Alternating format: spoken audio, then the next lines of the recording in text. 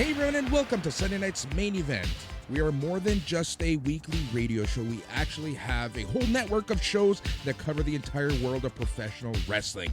From Raw and SmackDown to Dynamite and Rampage to Impact to New Japan and everything in between, we've got you covered. In order to get each of these shows, you have to be a Patreon. And to join our Patreon for just $5 a month, head on over to patreon.com/SNME Radio. This next show is actually a special AfterCast that we also produce covering major wrestling shows. In this case, it is for New Japan Pro Wrestling's Wrestle Kingdom 17. It is their yearly big show on January the 4th that takes place in the Tokyo Dome and has wrestlers from all over the world vying for the biggest prizes in professional wrestling. This year we had wrestlers from New Japan Pro Wrestling, AEW, even WWE, and Stardom going at it. So if you like what you heard, head on over to patreon.com/SNME Radio, and for just $5 every month, you will get this show and many more. So without further ado, let's get to it.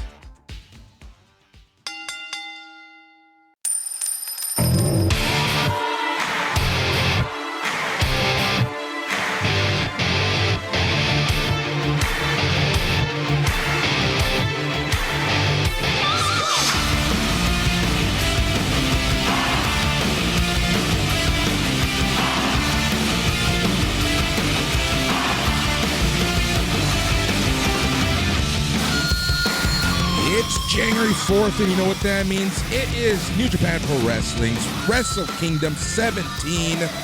This is the Sunday night's main event AfterCast. I'm Boris, and as always, I am joined by my BAM compadre, my colleague, my podcaster, the Matt. Bonjour.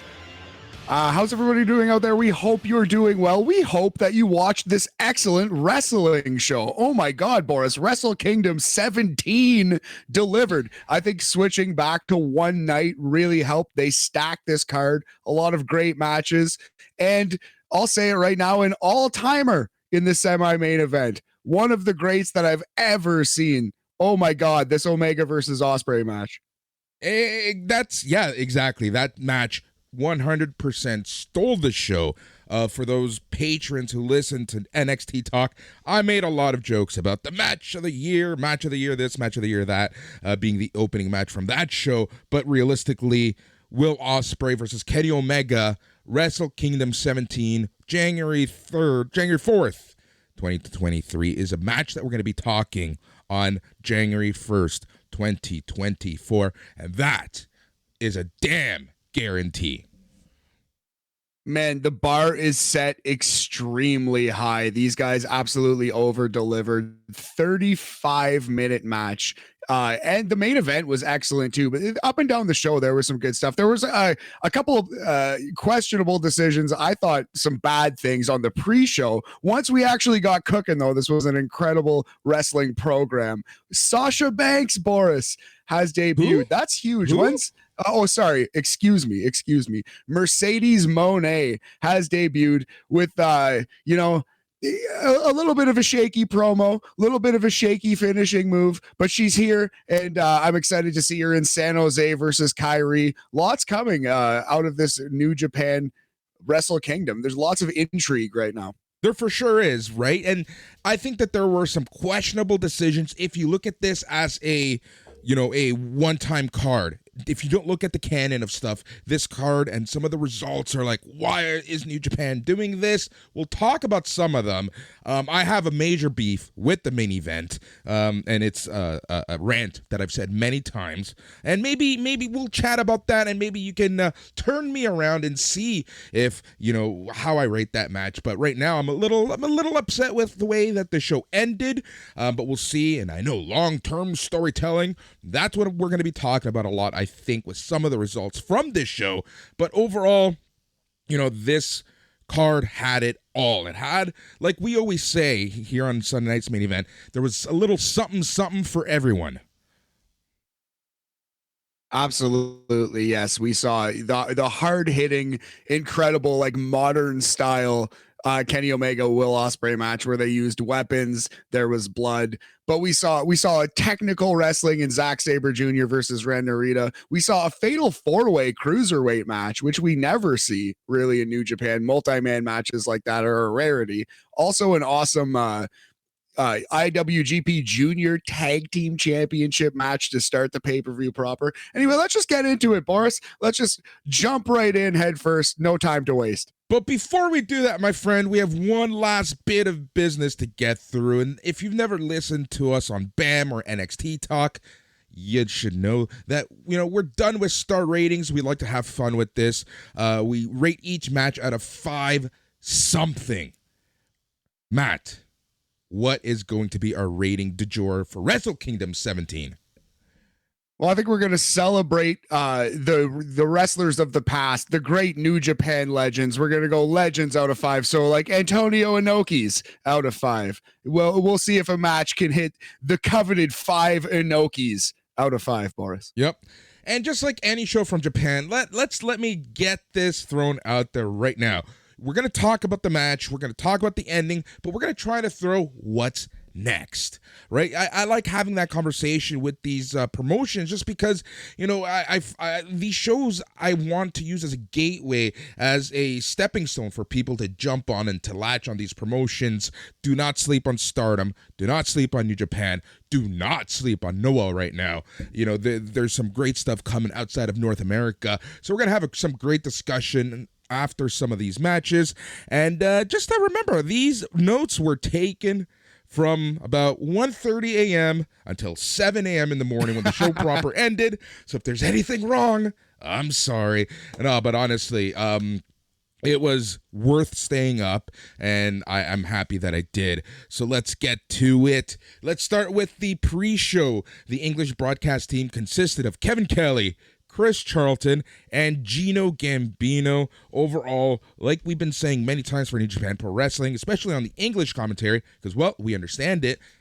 They do a great job of incorporating the entire canon of wrestling from everywhere, and they do a great job of telling stories.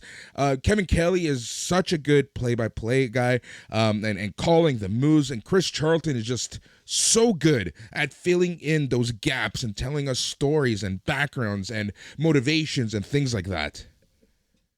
The pairing of Charlton and Kevin Kelly is really, really good. I'll hear an argument that they are the best 1-2 punch in wrestling in terms of commentary. I like Gino Gambino. He's hit or miss. He's an acquired taste, perhaps, but I have acquired the taste of Gino or something. Boris. Yeah. But no, I like his commentary. I like that sassy kind of heel. The accent works for me. I like it a lot. We kind of need that in New Japan, though, right? Having two very serious play-by-play guys in Charlton and Kelly, it can make I'm not going to say that it is boring, but sometimes you can just get lost in the commentary, right? You need someone with a little pizzazz, and that's something that Gino Gambino really gives you, in my opinion, and it's that pizzazz. And I just love his accent as well. But I think the three of these guys, if they continue working together, they're going to be awesome. So let's get to things. The first match was a 3-minute exhibition match with Ryohei Oiwa versus Boltin Oleg. Who is Oleg Boltin? Well, he's a 2021 Asian Championship gold medalist at the 125 kilogram mark. He wrestled for Kazakhstan at the senior level since 2014. So from an Asian perspective, this is actually a pretty big deal. This is essentially the same as us having a Gable Steveson here in WWE in North America. Right. And so this would be like Gable Steveson and kind of a Drew Gulak having like a 3-minute exhibition to open WrestleMania, basically. Yep. And this so this went to a time limit draw. Uia caught Oleg in an armbar. Oleg reached the ropes. He came back with a hip toss and a body slam, covered Oiwa for a 2 count, but the bell rang. I kind of like that ending. It kind of left us, if there was more time, what would have happened? Yeah, absolutely. You got to get your feet wet somehow, right? But at the same time, they didn't let Oleg Boltin do too much. They did leave you wanting more in every sense of the word. So yeah, I thought that was quite clever. This is a tough match to rate, but it wasn't bad. It was a good effort for the 3 minutes. Yeah, exactly. We don't even need to rate this for what it was. All right, so let's get to the second match, or what I like to call the equivalent of the Andre the Giant Battle Royal, the Invitational, or as I like to call it, how the mighty have fallen in 1 year or 2 years. Man, this is an interesting concept. The New Japan Rambo, this is turning more and more and more into Joey Janela's clusterfuck. Yeah, this was bad. I didn't like this at all, and it did feel like a demotion for everyone involved. It was almost tough to see people come out of the pre-show, like Ishii coming out like fourth, I believe, in this battle royal. I actually kind of hurt my heart to hear that theme. Like, man, I want to see him in a real match, quote unquote. Shingo coming out, although Shingo was one of the 4 men who won this weird battle royal. But yeah, I didn't enjoy this at all. This felt like a waste of a half hour of my life. Oh, 100%. That's exactly how I felt. And Shingo did get featured later on, but we'll talk about that later. All right, so the last 4 wrestlers are going to meet in a 4-way tonight, tomorrow, whatever you want to say, at New Year's Dash for the King of Pro Wrestling title shot. Sho and Hikuleo started the match. We also saw Evil, Tomohiro Ishii, Great-O-Khan, Dookie, Rocky Romero, Kenta, Kanemaru, Aaron Hanari, Taguchi, Jeff Cobb, Shane Haste, Mikey Nichols, Yujiro Takahashi, Toru Yano, El Fantasmo, Taichi, and Shingo. The last 4 were Shingo Takagi, Sho, Toru Yano, and Great-O-Khan. That's who are going to face each other later tomorrow for the King of Pro Wrestling 2023 title, which is now a belt as opposed to a trophy that they carry around. Interesting, yes. So yeah, Sho, Great-O-Khan, Toru Yano, and Shingo Takagi. So this went 30 minutes and 37 seconds. It was bad. You don't need to watch it. 1 evil out of 5. Singular evil. Bad champion, bad match. All right, next up was the Antonio Inoki Memorial 6-man tag match. You had Yuji Nagata, Satoshi Kojima, and Togi Makabe versus Minoru Suzuki, Tiger Mask, and Tatsumi Fujinami. What can we say about this match? It was rough, man. It was some old dudes in there. You have to appreciate it was for the great Inoki, and it was a bunch of old guys. Like Tatsumi Fujinami is what, 70, 72? Yeah. He's up there, right? So it was what it was, man. But yeah, Yuji Nagata and Minoru Suzuki were basically the young lions in this match. That tells you all you need to know. It was a rough go, but I mean, it was a bit of pro wrestling nostalgia. It wasn't the worst thing I've ever seen in my life. Yeah, Nagata did a nice suplex in the match. Fujinami got a pretty good reaction from the crowd. He did some dragon screw leg whips. The crowd really enjoyed that. In the end, Makabe pinned Tiger Mask for the win for his team. The wrestlers shook hands afterwards, including Suzuki. Fujinami spoke over the house mic in Japanese, fired everyone up, and it sounded like an Inoki cheer at that point. Yes, yeah, I believe there was a Bombaye in there, I think. Man, the finish to this match was so weird. It was like Tiger Mask was trying to reverse something, like trying to sunset flip out of something Togi Makabe was doing. And then at that point, he fell. And then Makabe just kind of fell on top of Tiger Mask and pinned him. He won via lateral press. It was the weirdest, most disjointed match. So 1-star match in the ring, plus a bonus star for all the pomp and circumstance, let's say. That's a total of 2 Scott Nortons out of 5 for this one. Nice one. I like that. All right. And at this point in my notes, I have this. Why do I keep watching pre-shows all around the world? Yeah, you did not need to see the pre-show at all. You don't need to go back and watch a second of this one. All right, let's get to the main card. The main card opened with a video package highlighting and listing all of the matches. The commentary team remained as Kevin Kelly, Chris Charlton, and Gino Gambino. All right, so let's just jump right into it. The first match was for the IWGP Junior Heavyweight Tag Team titles as Francisco Akira and TJP went up against Lio Rush and Yo. All right. This match was nice, was fast-paced. This was a great way to start the Wrestle Kingdom, and it reminded me of classic New Japan Young Bucks first match of the card. Absolutely. Now, I have a question for you. Lio Rush bled in this match. I think there are three options here, Boris, as to what happened. Number one, hard way. He was cut for real when his head struck the ramp. Number two, blade job that was part of the match and everyone knew. Or number three, the secret WrestleMania 8 Bret Hart blade job that he hides from management. What do you think this was? I think this was hard way for the simple fact that if you Lio Rush posted something on Instagram and he has like 2 or 3 scars on his forehead. So either this was like unintentional, or he did the worst blade job known to man. Fair enough. All right, I did not see the Instagram thing, but I guess that wraps it up. It is hard way. I didn't think it was option B or C, but it is. I just wanted to bring up the sneaky Bret Hart blade job. It's funny to think Lio Rush might have done that. Yeah, exactly. All right, so here's one for trivia at a future date, so people should jot this down somewhere. Francisco Akira is the first Italian to ever compete at a Wrestle Kingdom event. Nice. There you go. Forza Azzurri. Yep. Okay. The champions hit Rush with a pop-up facebuster double T move on the stage. This is when he started bleeding heavily around his right eye. In the end, Yo set up a move on TJP, who countered into an inside cradle, got the 1, the 2, the 3. Francisco Akira and TJP defeated Lio Rush and Yo for the IWGP Junior Heavyweight Tag Team titles.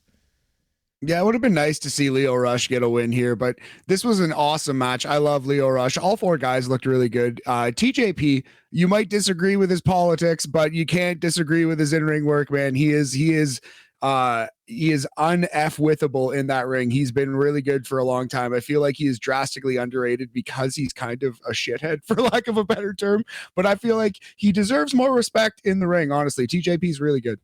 I agree, right? And same can be said about Lio Rush, right? I think those 2 guys got a really bad rap, for their North American work, not just WWE. It seems to follow them around, but they seem to have found some good grounding in New Japan Pro Wrestling, which is great to hear. So this was a great way to start the pay-per-view. They got some dazzling high spots, and it, like I said, it really felt like a classic Young Bucks opener. Exactly. Well put. Yeah, it did feel that style of match. So 10 minutes, 30 seconds. I would go as high as 3.5 Kota Ibushi's out of 5 for the junior heavyweights here. Kota Ibushi's. That's someone we won't be hearing from on one of these shows for New Japan for a very long time. All right. No, sir. Let's change things up the way that New Japan changed things up, because the next match was a first time ever, and it was the first defense of the IWGP Women's Championship as your champion, KAIRI, everyone knows her as Kairi Sane, went up against Tam Nakano. All right, so I wish this match was, given a little more time, because, this is a classic example of, if this was a Stardom show, I feel like this match would have been given 25 minutes. How long did this match actually go? 5 minutes and 55 seconds I have it at, Boris. They didn't even get started, and I think that's what really hurt this match. I think that a match like this, a match of this magnitude, needed more time. And, I'm going to say it, shame on New Japan. You should have given them more time. This is one of your IWGP champions. Give the women a shot. Honestly, that's my take. Might not be a popular opinion, but I think that these women could have given you a spectacular showing if they just gave them more time. And, you could have cut back on one of the other matches or a couple matches. But I think that these women were hard done by the time they were given.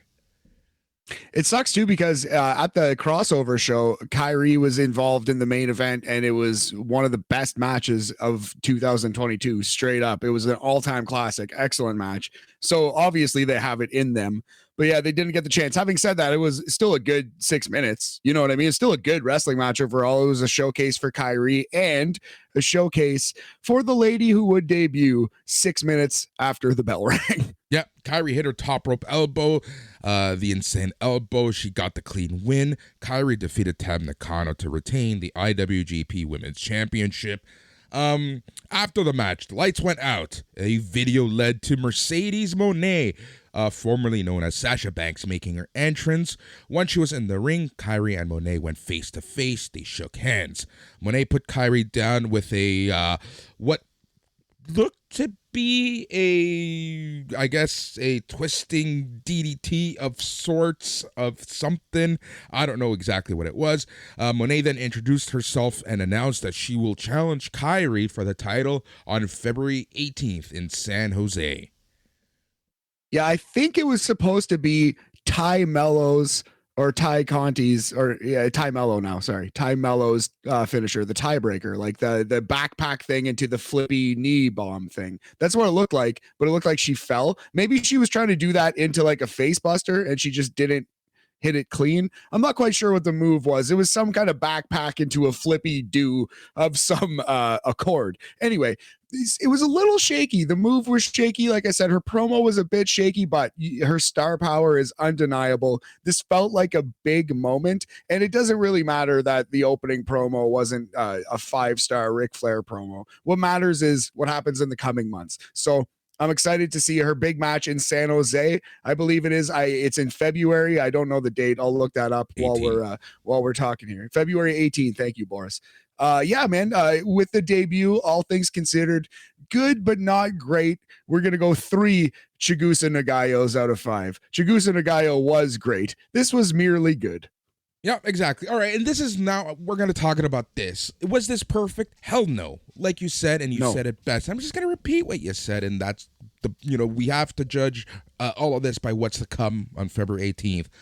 We have to remember that the Japanese fans, they're not the most boisterous of fans. So yeah, it sounded a little flat.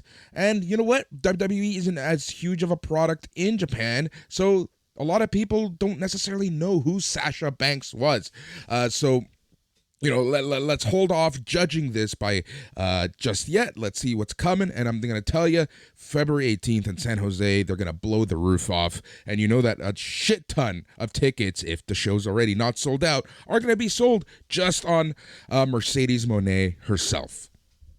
Yeah, man, absolutely. I can't wait to see that match because I think Sasha Banks is highly underrated in the ring. I thought she always deserved to be pushed at the level of Charlotte and Becky. Some people dislike her. That is actually kind of a polarizing opinion, but I'm certainly on Team Sasha, as it were. Now, Team Mercedes.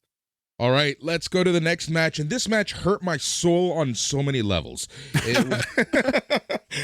For anyone who listened to the SNME Worst Of knows that I was not looking forward to this match. I believe that this match was a travesty because I believe that we could have gotten another match of the year contender if Aussie Open could have been in this match. But no, New Japan didn't give us that. They gave us FTR, Dax Harwood, and Cash Wheeler versus Yoshihashi and Hiroki Goto? ? Yeah, the new IWGP Heavyweight Tag Team Champions. You all have, Boris. Yeah, man, it's weird. It should have been Aussie Open. I agree with that wholeheartedly. I don't know if it didn't break my heart as much as it broke yours, but Aussie Open's great. They deserve to be the tag team champions here in New Japan. Makes you wonder what's next for them. But yeah, the FTR golden run is over. They've lost all 3 of their tag team titles here. This was still a very good match. Not great, but Dax and Cash are awesome. They said that Cash Wheeler got there 30 minutes before his match started. The show was already happening. I think it was during the Rambo that Cash Wheeler actually arrived to the Tokyo Dome. So that's tough, man. The life of a professional wrestler, crazy, crazy. But yeah, I thought under the circumstance, still a good match. Not the best FTR match you've ever seen, though. Agreed. And that's the unfortunate part. This match could have been so much more. FTR hit a big rig on Goto, and Harwood had him pinned, but Yoshihashi broke it up. Yoshihashi then tagged in. Harwood did a pile driver for another 2 count. FTR followed that up with a spike pile driver. Harwood had the pin, but Goto broke it up. The challengers then came back with a double team version of the GTR and Harwood, and that led to Yoshihashi, of all people. Your boy Hashi to get the pin to give him and Goto the IWGP Heavyweight Tag Team titles. Who are you to doubt Yoshihashi, Boris? Yes, Bishamon, the new IWGP Heavyweight Tag Team Champions. 10 minutes and 8 seconds. I have it here at Big Homie. Yeah, I thought this was, again, a good match. I'm going to give it a 3.5 Satoshi Kojimas out of 5, 70%. It's a B in Canada. Not great, but still pretty good. And the Yoshihashi Goto era has begun. Let's get it. Yeah, sure. All right, so let's talk about FTR a little bit more. What is next for FTR? In the past month, they've dropped the ROH, AAA, and IWGP Tag Team titles. They dropped the AAA and IWGP Tag Team titles in just a week. What is next for FTR? Is this the losing streak, or are they bound to somewhere where they're not allowed to wrestle other places? Nope. It's a losing streak gimmick. They're going to go away from AEW for a couple months. They're going to wrestle on the indies. They might even go to Smashing Pumpkin Wrestling and win the Tonight Tag Team Championships from Billy Corgan. Who knows? But I'll tell you what's going to happen is I think at Revolution, perhaps, that's going to be my guess. We're going to hear and CM Punk's coming back with FTR. It's going to happen. They're going to work against the Elite in 2023. That's what's going to happen with FTR. They're going to be CM Punk's lackeys. That will happen. That's what's going to happen. So that's one of your bold predictions for 2023. I guess so. You can call it that, call it bold, call it whatever you want, homie. I think it's going down. All right, so I'm just going to remind you right now, one of your bold predictions, and this is going to be fun when everyone else gets to listen to this show, and that's one of your bold predictions for 2022 was that Johnny Gargano was going to win the AEW TNT Championship. Yeah, silly me. It turns out Johnny Gargano is the one wrestler on earth that Tony Khan doesn't like. So silly me. There you go. Who could have guessed that? He likes Big Cass though. Loves him some William Morrissey, buddy. I'll tell you that. All right, let's get to the next match. It was for the first ever New Japan Pro Wrestling TV Championship, and that was Ren Narita versus Zack Sabre Jr. This match was excellent. If your style was technical, catch as catch, this match was great.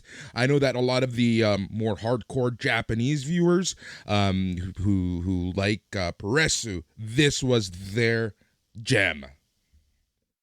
Yeah, these next two matches I thought were like both kind of hidden gems, like both classic Wrestle Kingdom undercard matches where the guys go all out and have a really good contest in different styles, completely different styles. This was the technical classic, not an all-time classic, but that style, the classic technical style that Zack Sabre Jr. has come to embody, man. This was World of Sport Wrestling with a few more high-impact suplexes here. Really good stuff. The right man won. It looks like Zack Sabre Jr. is starting his own faction here. But yeah, just awesome, technical, hard-hitting wrestling action here. Yep. All right, we got back and forth kicks, forearms, rolling elbows, suplexes, all of it. Sabre then scored a very close near fall, but then he eventually caught Narita in an arm submission, got the win, and Zack Sabre Jr. is your first New Japan Pro Wrestling TV champion. After the match, Sabre was presented the new title. The TMDK duel of Mikey Nichols and Shane Haste entered the ring. They were applauding him. They offered him a TMDK t-shirt. Sabre put the belt down, took the shirt, and then he put the shirt on, hugged both the men. They strapped the title to him, and there you go. Zack Sabre Jr. has found some new friends after Suzuki-gun was put to rest. Yeah, I wonder if he's going to be like the leader of a new faction. I think that should happen. This was a very good match. I'm going to go 3 3/4. Yuji Nagata's Blue Justices out of 5, 75%. B+ here in Canada. Yep. Good stuff. Zack Sabre Jr. I'm excited to see him be the champion of Japanese television. Go around having 15-minute exhibitions with all kinds of wrestlers. Yeah, I think he's a great champion, but I still think that. So here's the thing: as I'm watching this, as the match ended, I'm like, why didn't they give the belt to Ren Narita? They were telling this amazing story. He was having, matches of his career. He was putting people down. He was the giant killer. He was doing so much. And then you get to the finals, and they get stopped by Zack Sabre Jr. But I think this is a classic case of long-term storytelling. I think Ren Narita will eventually get the belt from Zack Sabre Jr. So this is kind of like, he's too much of a rookie. Zack Sabre Jr. was just too much for him. He was too OP'd. Ren Narita needs to go, get some more HP, get some more items, and he'll be back. Yes. It needs to go enchant his gear and come back stronger than ever, Boris. But I think if they want to make this the technical wrestling exhibition title, what better way to establish that identity than have Zack Sabre Jr. matches for a year, right? So he should be the champion, I think, of this belt, the way it kind of seems like it's going. So but others can argue. Great decision. Others can argue that they are, not building a new star in Ren Narita by giving him this belt. Not to say, my opinion is that you don't need a belt to create a star, but a lot of the casual wrestling fans, even casual New Japan viewers who are, Wrestle Kingdom, Dominion, G1 final viewers, I know as a fact that they see it that way. That's fair, honestly. Like, I can't really argue that. All I can say is I think it's best for Zack to be champion. I think the good of that outweighs the bad of the whole other scenario, honestly. Yep. Like, Zack has to be champion, and he has to have good matches with everyone on Earth. That's what should happen to establish this belt. And TMDK quickly found the replacement for Jonah in Zack Sabre Jr. So we'll see exactly what's going on, and I'm really looking forward because New Year's Dash, there's always some good stories, some good progression always happening at New Year's Dash. You always get some good returns, some new factions.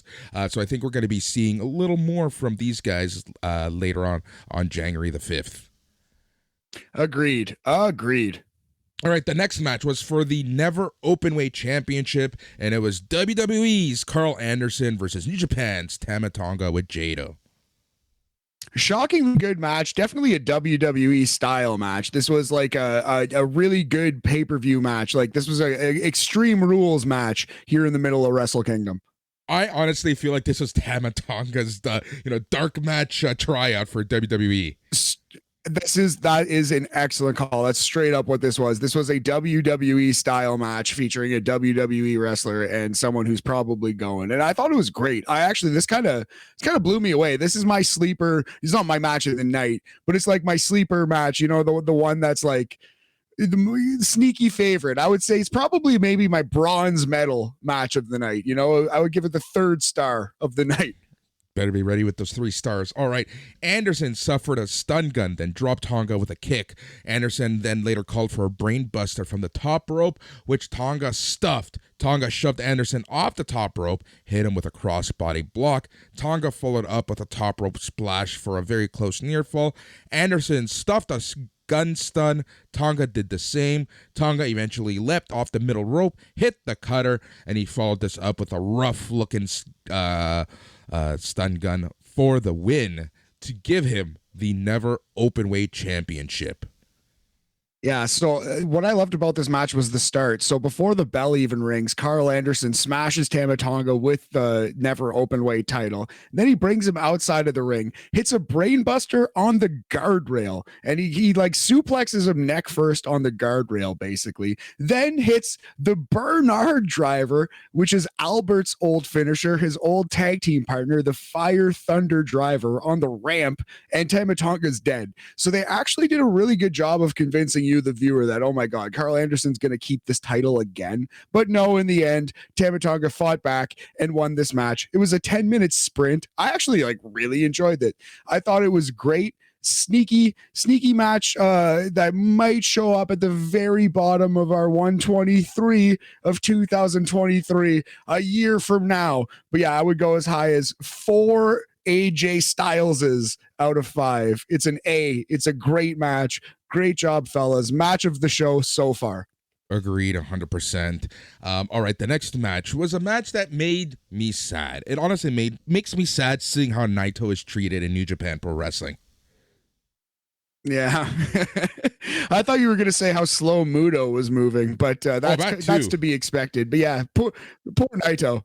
Yeah, poor Naito. All right, so the sixth match of the night of the pay-per-view was Keiji Muto, Hiroshi Tanahashi, and Shota Umino versus Tetsuya Naito, Sanada, and Bushi. Yeah, another 9-10 minute match. This was a lot of Muto, and Muto's not moving very well. This was a classic old guy wrestling match, but it wasn't terrible. It wasn't Ric Flair's last match. It was much closer to Ricky Steamboat's last match. It was better than Ric Flair. Look, at no point did I think that Keiji Muto was going to die in the middle of the ring. which makes it better than the Ric Flair match. Yes. All right, so Sanada took a cheap shot, went off and went on the offensive. Sanada even hit a top rope moonsault for a very close near fall in the opening minute. But then much later on in the match, after some back and forth, Muto came back with a Shining Wizard, went up top, but Tanahashi talked him out of performing his own moonsault. Muto then hit another Shining Wizard on Bushi, and then Umino got the pin. So Keiji Muto, Hiroshi Tanahashi, and Shota Umino beat Los Ingobernables de Japón, Tetsuya Naito, Sanada, and Bushi. Honestly, so after the match, when they were leaving and Muto seemed lost, Naito just seemed like, I don't know if you caught this, but Naito just looked at him. He's like, what the fuck am I doing here? Yeah, I definitely caught that feel for Naito. I felt bad for Naito. Yeah, a good effort and a bit of fun, but overall, I would say kind of a bad wrestling match. And we've seen the Muto retirement tour in so many different incarnations that just kind of felt like another stop on the tour. So I'm going to go 2 great Mutas out of 5 for this one, below the Jeff Jarrett line. Yep. All right. The next match was a 4-way for the IWGP Junior Heavyweight Championship. As we talked about at the top of the show, 4-ways are something that typically aren't done in Japan Pro Wrestling. They tend to reserve these special matches, the 4-ways, 3-ways, ladder matches, hardcore matches for the US shows. But Wrestle Kingdom, they try to give everyone a little something, and boy, did these 4 give us a little something. I knew it was going to be a good match, so I had the bar relatively high, and in my opinion, they surpassed it as Taiji Ishimori went up against Hiromu Takahashi, El Desperado, and Master Wato. Great match, great wrestling match. The near falls for Master Wato. They really went out of their way to try to convince you that Master Wato was going to win this match. In fact, at one point, he had his finisher locked in, but he gave it up. He gave up the pin to try to go hit a top rope move to really seal the deal, and that ended up being his downfall because El Desperado interfered with his top rope jumping. Anyway, Master Wato, he was kind of quote-unquote the star of this match. Though he didn't win, he was positioned to get the most rub, to get the most near falls and the most fan interaction. Hiromu wins this match. I think the right guy won, and this is great stuff, man. Yeah, here's the thing. I think the right guy won if you take a look at popularity and whatnot. But I feel like 2 years ago, Hiromu Takahashi was destined to move up to the heavyweights. They were doing something with him. He was getting a lot more attention. He kind of seemed like the leader of LIJ as the main guy in LIJ for a little bit. So I feel like him winning this belt is a step back. And, everything is just, here's the thing. At the end of the show, I felt like everything is just back to normal in New Japan Pro Wrestling, and they're not trying anything new. Yeah, I can't really argue that. I guess we'll see in New Year's Dash. Maybe they reset it to a base so they could screw it all up. tonight. You know what I mean? I will reserve judgment until New Year's Dash, but at this moment, you're right, man. But the match itself was, I still think it was great. Yeah. I don't really have a rebuttal. To that, though. What I want to see is, I think it could save both of the Naito and Takahashi's problems here. Just have the breakup finally. Just finally have Hiromu turn on Naito, LIJ turn on Naito, and go from there. Hiromu takes it over. That's what I would love to see at this point, right? Like, I think that is, in my opinion, the logical next step. So Takahashi won with a time bomb too, which is fine. Sure, let's rate this bad boy. I thought it was great. We're going to go 4 Shinsuke Nakamura's out of 5, 4 Kings of Strong Style out of 5. Great match. A shade below the previous match, in my opinion, but I still thought it, or not the previous, the Karl Anderson match, sorry. But I still thought it was great overall. Man, Master Wato, who would have thunk it? The match of his career by a wide margin. Exactly. Honestly, who would have thunk it? That's Wrestle Kingdom, baby. It's the main event. It's the Super Bowl. He had his dancing shoes on. Yeah, he did, man. All right, the next match was match number 8 and was by far the match of the night, possibly match of the year. Holy shit. It was for the IWGP US Championship, as your champion, Will Ospreay, went up against AEW's Kenny Omega. Oh. Yeah, we're gonna talk about some of the crazier moves, but there's no point in going like move by move. No. You have to just watch this match. Set aside 35 minutes and watch this match. They beat the shit out of each other. They told the story. Don Callis was awesome on commentary. This was just great stuff. Great stuff. Oh, this was so good. This honestly reminded me of 2016, 2015-16 New Japan with Don Callis on the call. This was so freaking good. This match was so good. This match had everything. It had blood. It had, these guys just kicked each other's asses, the story essentially was that Kenny Omega left New Japan, and now he's embarrassed of what New Japan's become because he left New Japan to Will Ospreay, and he thinks that Will Ospreay dropped the ball. And so this was Will Ospreay fighting for his honor against Kenny Omega, who is the evil final boss of New Japan. And this match was basically designed to cement Will Ospreay as a babyface. And I think it did an incredible job. I thought Will Ospreay was going to win up until about 10 minutes into the match. And then I was like, oh, Kenny Omega is throwing way too much at this guy. They're telling the story. He is just going to, Will Ospreay is just not going to be able to overcome Kenny Omega on this night. And that's exactly what it was.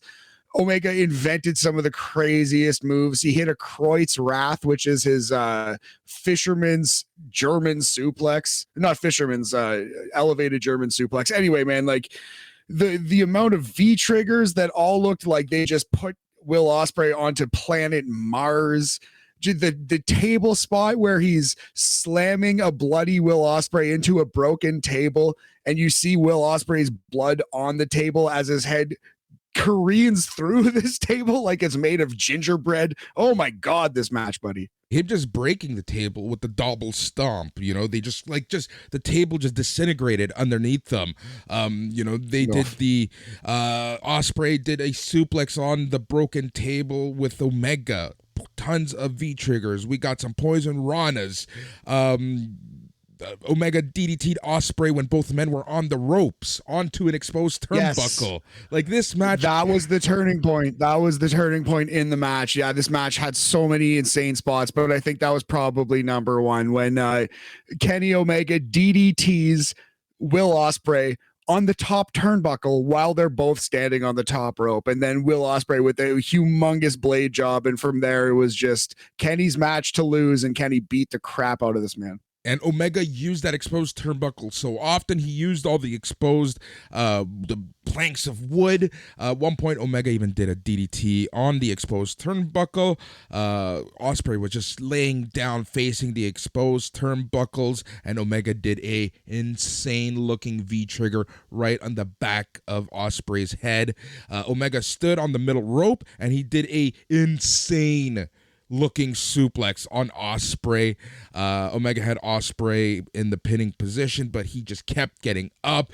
all the V triggers, everything was happening. Both men going back and forth. They were back on their feet, trading rolling elbow strikes. Ospreay got the better of it, but Omega grabbed him, performed a straightjacket German suplex for a 2 count. Omega then held onto Ospreay's wrists. Ospreay, who knew he was doomed, spat at Omega, said fuck you. Omega threw a V-trigger knee and then hit the one-winged angel before scoring the win. Holy shit. Now, that ending of the match I wanted to highlight because we know that Ospreay and Okada have had insane matches. And anytime Okada is ready to put you away, what does he do? He grabs you and locks you by the wrist. So having Omega do the exact same thing to Ospreay, it's like Ospreay cannot get out of this move. That's so funny. Well, you know what he hit him with. You know what the double wrist lock knee strike is. That's Kota Ibushi's finisher, buddy. That's the Kamigoye. Yep. That's what I thought he was doing. I thought he was, and it was a little bit of both, obviously, both. Right? I think it was both. But I think it was intended to say, look, Will Ospreay can't beat these guys. He's not at their level yet. If this is the okay, look. All things considered, if the story of 2023 is Will Ospreay turning into that guy, the same way that Kenny Omega turned into that guy in 2016-17, all will be forgiven. I think that has to be where they're going. That is where they're going. And this is an unbelievable, beautiful first step. Like, I think Kenny Omega is... I don't know. He's an interesting case in professional wrestling, man. He's not a good promo at all. I find his promos to be cringe. He's a weird character. He's off-putting to some, but he is so at home in New Japan. He fits this place like a glove. I almost wish he never left, man. He is so perfect for this place. They bring out the best of him. He brings out the best of them. And this was just a brilliant wrestling match. I miss New Japan Kenny Omega so much. God, this was great. The bar is set high, buddy. This is 5 stars. This is 5 Antonio Inokis out of 5.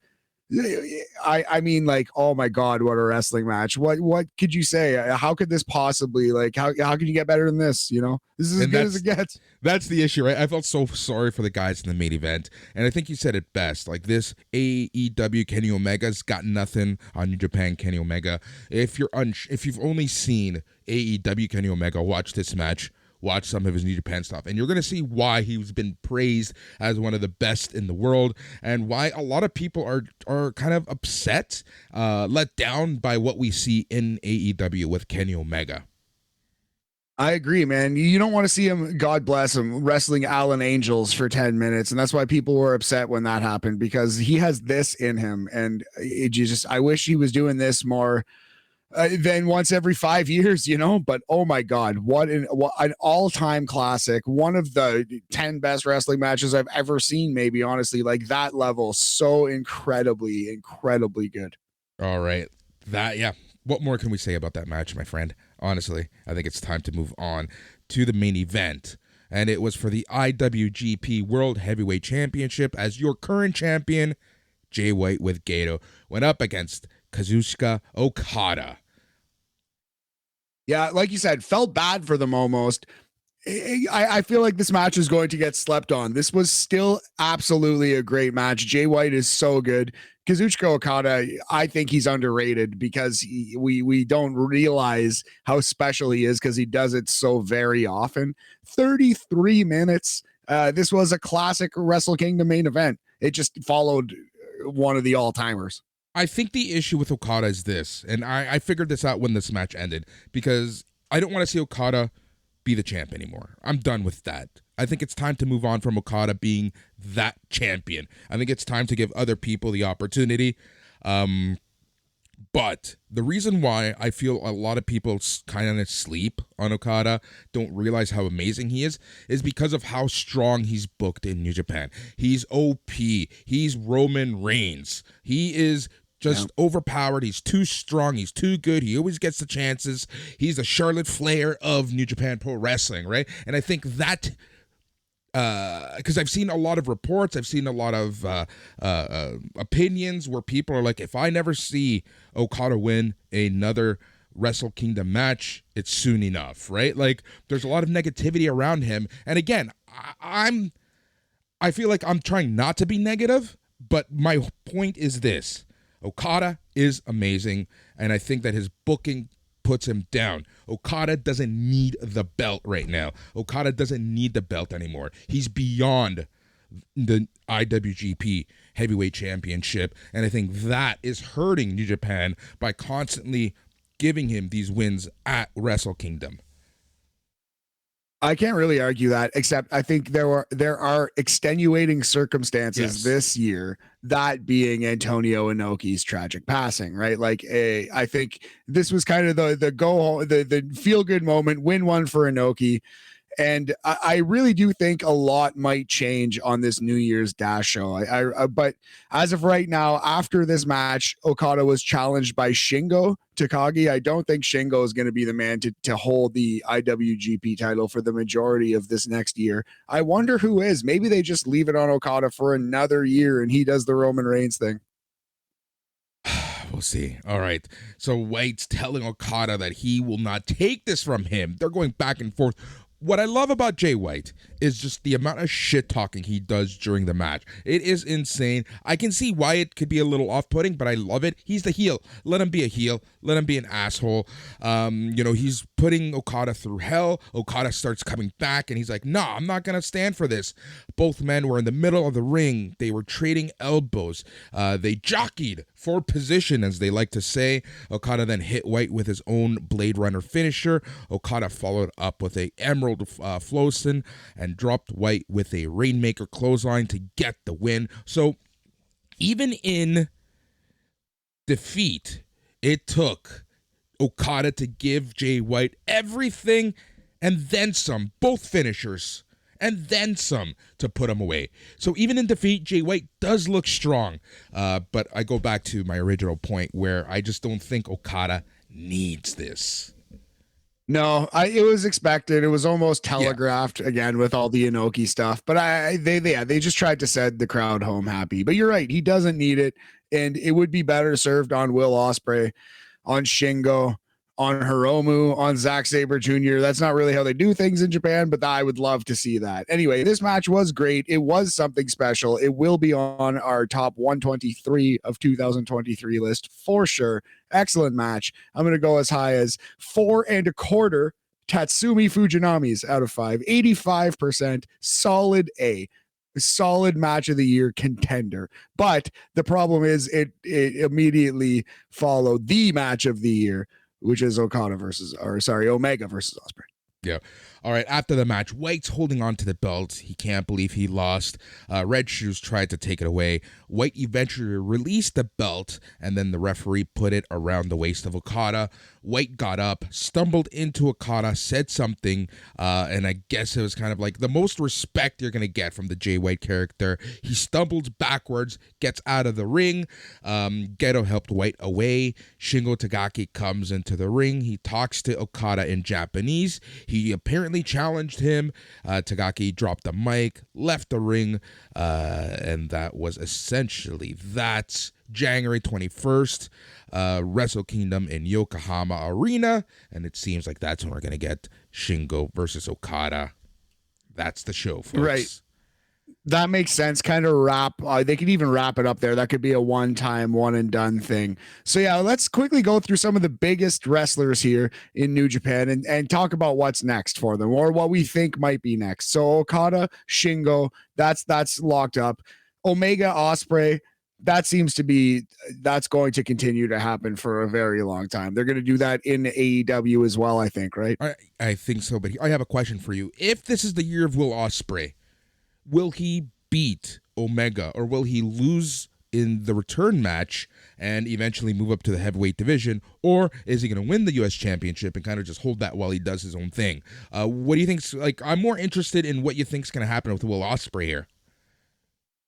Okay, so what I think is going to happen with Ospreay is he does beat Omega at some point.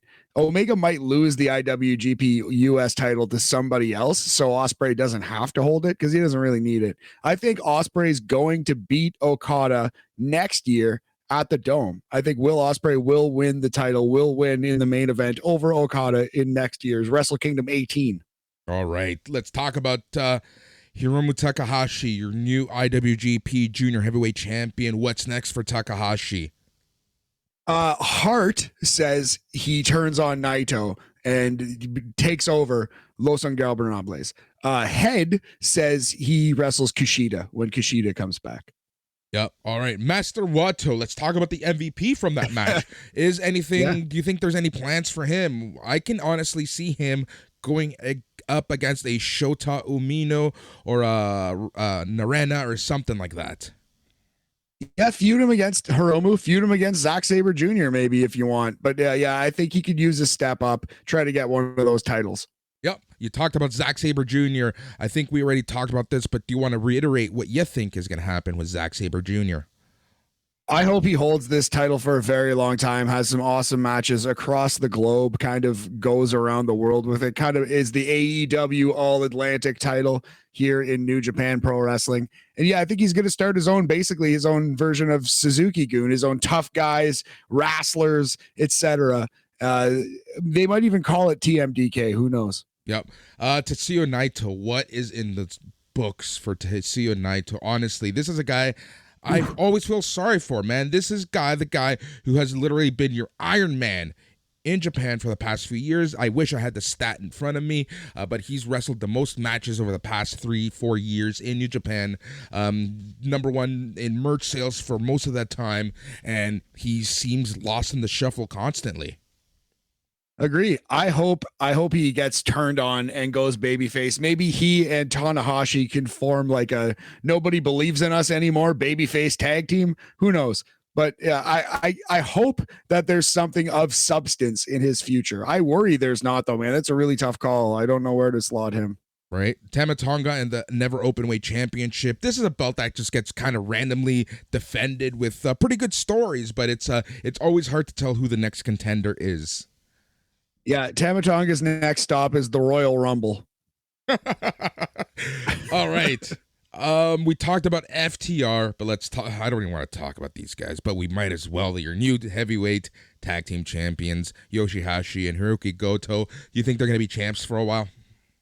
Yeah, like 5-6 months. I think there's no reason to hot potato the belts away from them. Give them a solid run and then have them lose, hopefully, to Aussie Open. Yep. Let us talk about some guys from the opener. TJP and Lio Rush, especially. I honestly feel like these guys are going to get a singles run eventually, especially Lio Rush, since he doesn't have the belt. Yeah, I wouldn't mind seeing TJP and or Lio Rush, especially Lio Rush, mix it up with Hiromu. That'd be kind of fun. Get some new blood in there versus the Time Bomb. Yep. We talked about this on the Stardom show. Let's talk about this here just in case people haven't listened. So I do firmly believe that KAIRI is going heel. I believe that, in Stardom, the story that they're telling with her is that she's come back thinking she's all that. She hasn't earned it. Stardom roster tends to be very close-knit family. So her coming in and getting that top spot rubbed the people the wrong way storyline-wise, right? So I can see KAIRI fully engaging in this and saying F you all, going heel and starting a faction. But we kind of talked about this on the Stardom AfterCast. Is she gonna join with Mercedes Monet? Because my whole plan was, you have essentially I don't want to say the invaders, the ex-WWEers, but the ex-North American stars coming in and kind of saying Stardom is ours. Yeah, no, that makes an NWO situation, of course, for sure. You know what? I think I would go the other way now because I originally was with you, buddy, but it seems like what they should do right now is KAIRI kind of wins back the favor of the Stardom locker room and the Japanese fans by defending the honor of Stardom from Sasha Banks, aka Mercedes Monet. So I would have liked to have seen them team up and be a heel tag team. But now, since she already hit a terrible finishing move on KAIRI, Mercedes did, you might as well have KAIRI try to defend her turf, right? You might as well. Yep, I agree with you 100% on that one. I'm kind of changing my tone as well, and that's why I wanted to bring this up again. So let's talk about Mercedes Monet a little bit. We know she's going to be in San Jose. Is she going to be on Dynamite in Los Angeles being Saraya's tag team partner? I don't think so, just because AEW has done almost nothing to tease it or promote it. Now, that might be because she was technically under contract to WWE still, and they didn't want any tampering, any whatever, right? So there might be, if we see like big play, for lack of a better term, if we see a lot of advertisement, a lot of buzz around this mystery partner, it might be, man. I think the next couple days will tell, and especially like the few days leading up to it. Here's my thing, though. I think that Tony Khan should have learned by now that he really needs to be careful building up these mystery partners, because he's going to put himself in a Roman Reigns 2015 situation if it isn't Mercedes Monet. If it's not going to be Mercedes Monet, tell us tonight. Tell us ASAP. Go on one of your fancy podcasts and say, no, she is not coming in, because whoever you're setting up to actually be that tag team partner is the people are going to turn on them right away. Yeah, I agree. 1,000,000% agree with you, buddy. Come on this fancy podcast and let us know, Tony. We'll take that. But no, I think we ask too honestly, hard of questions. Don't worry. I will pump his tires about some of the better matches, but I will actually ask him about CM Punk, and I'm sure it got shut down, of course. But that's life. Ain't it pretty? Anyway, man. I don't know. I think. I don't think she's coming in because they've said nothing, although that might be a legal thing, and she is coming in, and that would be exciting. It would be very exciting to see Mercedes Monet in AEW. They drastically need that. All right, there you go. I think we've gone through most of the roster, at least the ones that appeared here. New Year's Dash, January 5th. We'll be talking about that eventually on BAM or on one of the other shows. We'll kind of try to throw that in. We have so much going on here on Sunday night's main event. We have, obviously, thanks for listening to this show. We have our regular slew of shows as the old fucks are going to be talking all things AEW Dynamite. We also have the Smack Daddies talking SmackDown. We will also be coming back chatting Rampage on the Rampage Ramble, where we love to chat, and eventually we get to some Rampage. Also, the flagship show is coming back this weekend as Mike McGuire is your tour guide around the world of professional wrestling, and we talk about the biggest news with none other than Dave Meltzer of the Wrestling Observer. We also then will have on Monday the top 122 of 2022, who will end number one, and what are going to be our bold predictions for 2023. Really looking forward for everyone to listen to that show. We have so much going on here on SNME. I can't wait for the top 122. Thank you all for. I've gotten a couple messages asking where it is. It needed some time to percolate in the oven. Boris, I needed my co-host there with me, full throttle. That's going to be like a 3.5 hour podcast. It's going to be a lot of fun. Now, before we go, I'm going to do a tight 15 on the future of Evil, if you'll excuse me. So the thing about Evil, Boris, is that he is evil. That is the end of my analysis for Evil. Let's just close with 14 minutes and 30 seconds of dead air. Thank you for listening to this show. If you want to be part of our Patreon and get one wrestling show each and every single day, go to patreon.com/SNME Radio. You'll be getting them straight to your inbox or your favorite podcast app.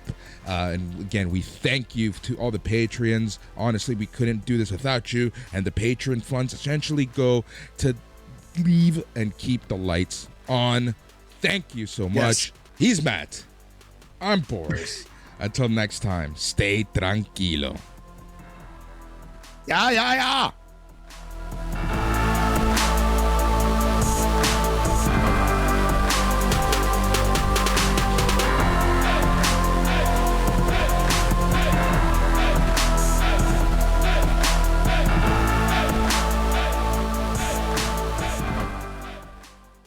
So there you have it. I hope that you like what you listen to. And just remember, you can get that show and every other show that we produce if you are a patron. And to join, all you need to do is go to patreon.com/SNME Radio, and it costs you $5 every single month. We hope to see you there. And just remember, stay tranquilo.